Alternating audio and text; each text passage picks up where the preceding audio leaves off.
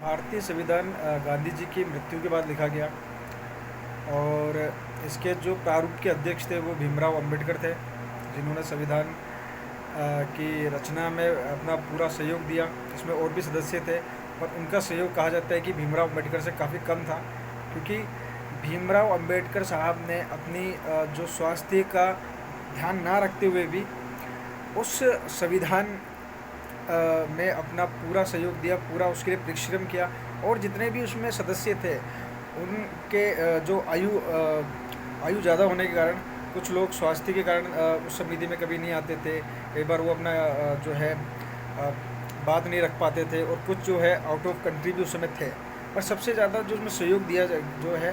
वो भीमराव अंबेडकर का था। और भीमराव अंबेडकर ने पर कहा भी था कि मुझे ये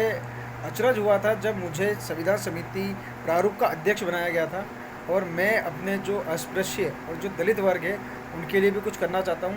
और बिल्कुल उन्होंने वैसा किया भी, और एक बहुत ही बड़ा और अच्छा संविधान जो है वो देश को दिया। कई लोगों का ये कहना था कि संविधान जो है वो एक खिचड़ी है बाकी अन्य देशों की, जो इसमें मिश्रित किया गया है। और कुछ लोगों का इसमें सर्वसम्मत था कि बहुत अच्छा संविधान जो है अम्बेडकर साहब ने दिया है, जिसमें डॉक्टर राजेंद्र प्रसाद जो संविधान सभा समिति के अध्यक्ष थे, और जो डॉक्टर अंबेडकर साहब हैं वो संविधान प्रारूप समिति के अध्यक्ष थे, जो संविधान को बना रही थी। इसके बाद 25 नवंबर 1949 को जो प्रारूप था उसको अडॉप्ट किया गया भारत की जो नई सरकार थी उनके द्वारा, और 26 जनवरी 1950 को संविधान की घोषणा की गई। और संविधान में अलग अलग अनुच्छेदों पे बहस हुई, जिसका जो है उत्तर डॉक्टर अंबेडकर साहब ने दिया। इसमें एक बात और जानने लायक ये है कि अगर गांधी जी की मृत्यु 30 जनवरी 1948 को ना हुई होती तो शायद ये कहना सही होगा कि अंबेडकर साहब शायद भारतीय संविधान को ना लिखते हैं, क्योंकि जितना भी उस समय से लेकर अब तक जो संघर्ष चला उसमें कभी भी अंबेडकर साहब और गांधी जी के बीच में सामंजस्य स्थापित नहीं हो पाया जब तक वो जीवित थे। और उनके बीच में कोई इस तरह की खास बात नहीं थी। और ये कहने वाली बात नहीं है कि गांधी जी तो थे वो कांग्रेस के एक बड़े नेता थे, और उन्हीं के आदेश पे